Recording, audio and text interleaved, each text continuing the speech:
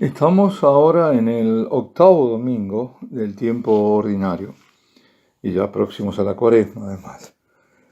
Y nos ubicamos en el sexto capítulo del Evangelio de San Lucas, un evangelio que en este capítulo está rico de acontecimientos, de enseñanzas del Señor. Y comienza con la discusión sobre el sábado, sigue con el Señor orando durante toda la noche, el modelo de oración. Eso lo tenemos que tener muy en cuenta. El Señor oraba durante toda la noche en el monte y cuando se hace día, llama a sus discípulos y entre ellos elige a los 12 apóstoles, siempre según San Lucas.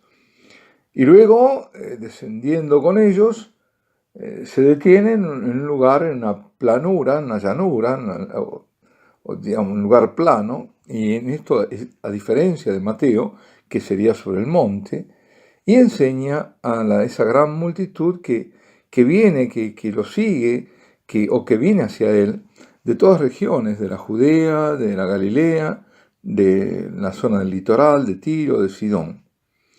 Ellos se acercan a Jesús para escucharlo y también para ser sanados por él. Y así presenta Lucas las bienaventuranzas y los ay, o sea, las bendiciones y las amenazas.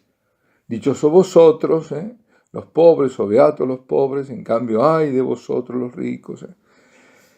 Y siguen su fuerte llamada al amor, a la misericordia, a no juzgar, con esa gran apelación que hace el Señor al perdón.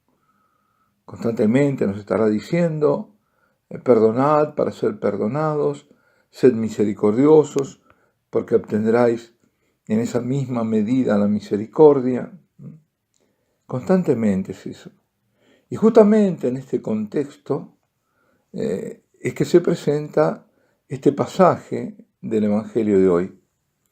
Cuando el Señor se pregunta si puede un ciego guiar a otro ciego. Quiere decir, ¿puede enseñar espiritualmente, elegirse como maestro? Y atención que está apuntando sobre todo a los fariseos y a los escribas, a los falsos maestros. ¿Se puede alguien decir maestro cuando es ignorante acerca del amor, acerca de la sabiduría de Dios? Después dice, ¿por qué miras la paja que está en el ojo de tu hermano y no la viga que está en tu ojo, en el propio? A estos que se hacían intérpretes de la ley, y esa ley en su mayoría eran preceptos humanos, pero también a nosotros nos está diciendo, y nos dice con severidad el Señor, tú no eres juez, tú no eres juez. Haz tu examen de conciencia, hazlo. Pide la luz del Espíritu para saber cuál es el estado de tu alma. ¿Cómo eres? ¿Quién eres tú? Estamos en un momento en que hemos perdido hace tanto tiempo la noción del pecado. Unos más, otros menos. Unos totalmente y otros menos. Menos o mucho menos, pero siempre queda esto, viviendo en una sociedad en que nada es pecado, o pecados son ciertas cosas, pero no. Sobre todo son pecados que atañen a la iglesia, pero fuera ya no lo son. Todo esto, estamos inmersos en esta atmósfera, respiramos esta atmósfera, que no nos damos cuenta. Y entonces exige de nosotros realmente confrontarnos constantemente, pidiendo al Espíritu que nos ilumine. Lo más común es que la gente diga, yo no tengo pecados. Quien dice, no, yo no tengo pecados, es un gran pecador ya de entrada. Seguro, absolutamente seguro. Además, siempre los santos son los que se sienten muy pecadores. Y los grandes pecadores sienten que no tienen ningún pecado. Y luego nos habla, ¿no?, que no hay árbol bueno que produzca frutos malos. Cada árbol se reconoce por su fruto. Y este es un criterio de discernimiento, sí, pero no siempre es fácil. Atención, porque hay que mirar más allá de las apariencias. Y a veces podemos juzgar buenos los frutos cuando en realidad no lo son, cuando están contaminados desde el origen. Es como esas manzanas que se nos presentan apetecibles, bellas, con mucho color y demás, desde afuera, y que están podridas desde dentro, de adentro. Es decir, para discernir el árbol, hay que primero discernir si los frutos son realmente buenos. Ese es el primer discernimiento. Y eso lo implica lo que está diciendo el Señor, pero juzgamos por las apariencias. Dice también que el hombre bueno extrae fuera, saca fuera el bien del buen tesoro de su corazón, y que la boca habla de la plenitud del corazón. El Señor ya había dicho, donde está tu tesoro, ahí estará también tu corazón. Cuando tenemos a Dios en nuestro corazón, cuando estamos en estado de gracia, inhabitados por Dios, es porque estamos cumpliendo con sus mandamientos y de palabra en el Espíritu y en la verdad. Porque el Señor ha dicho, el que acoge mis mandamientos y los observa, este es aquel que me ama. Y aún también dijo, si uno me ama, observará mi palabra, y mi Padre lo amará, y nosotros vendremos a él y haremos morada en él. Esta es la llamada inhabitación trinitaria, Dios que habita el corazón del hombre, Dios en nosotros. ¿Por qué? Porque nosotros estamos en estado de gracia, porque observamos su ley de amor. La ley, que justamente el Señor vino a enseñarnos con enseñanzas como estas y con su vida dada por amor por nosotros y por amor hacia el Padre. Esa es la ley.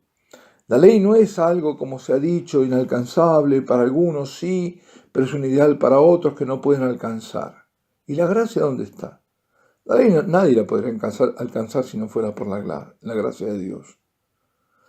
No se puede decir eso, es una aberración además, una aberración teológica absoluta.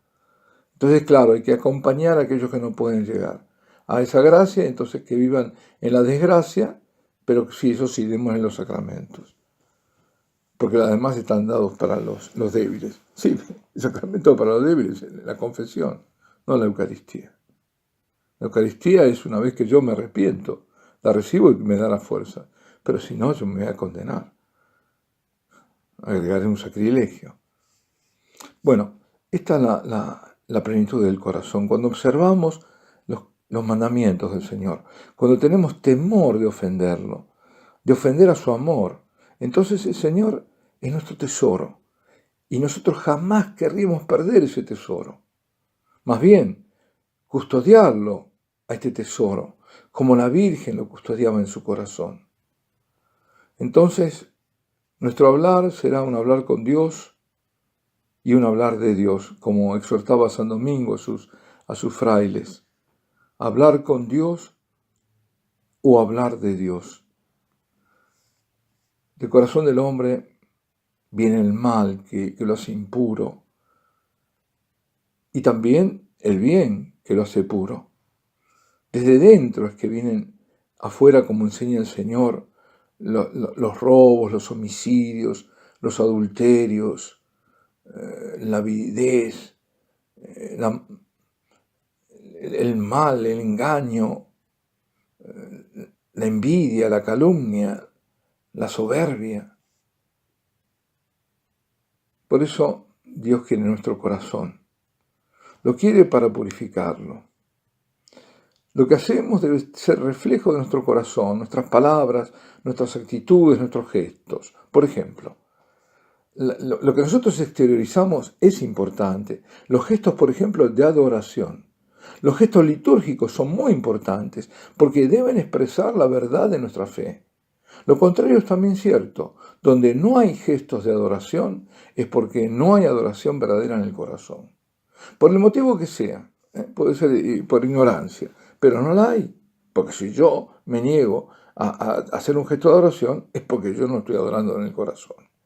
Quien rechaza arrodillarse delante del Señor, no tiene a Dios en el corazón. El que rechaza, estoy diciendo. No basta decir, Dios ve el corazón. Sí, es cierto, pero es certísimo.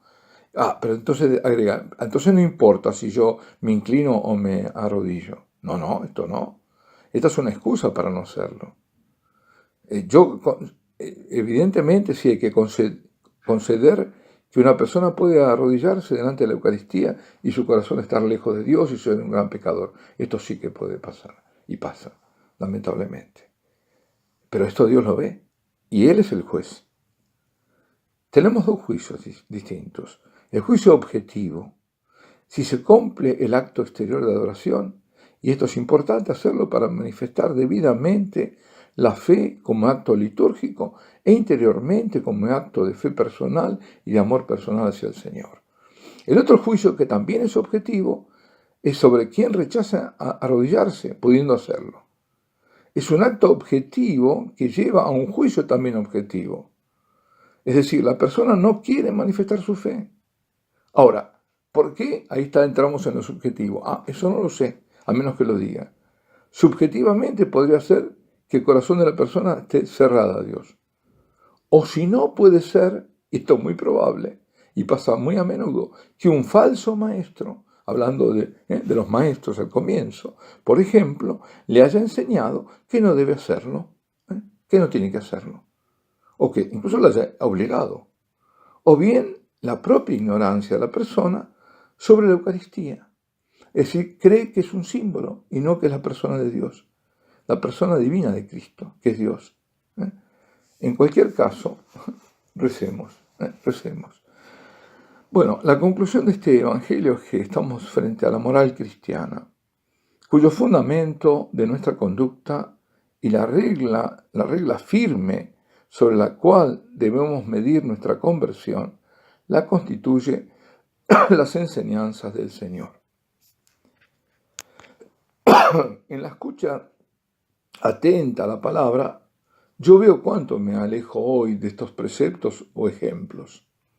Debo ver muy bien si yo, por ejemplo, sacerdote, enseño de acuerdo a Cristo o enseño de acuerdo a mis ideas, a las ideas del mundo, si me rindo al mundo, hostil al Señor, o si no, o si yo realmente defiendo la verdad. Yo continúo a aprender del Señor, estándole muy próximo, digamos, en el estudio, en la contemplación, en la adoración, en la oración. ¿Qué tipo de juicio es el mío? ¿Soy el juez de mí mismo? ¿O me meto sobre un pedestal? ¿O mi enseñanza de la palabra parte de la conciencia de que yo también debo cumplir con esa palabra?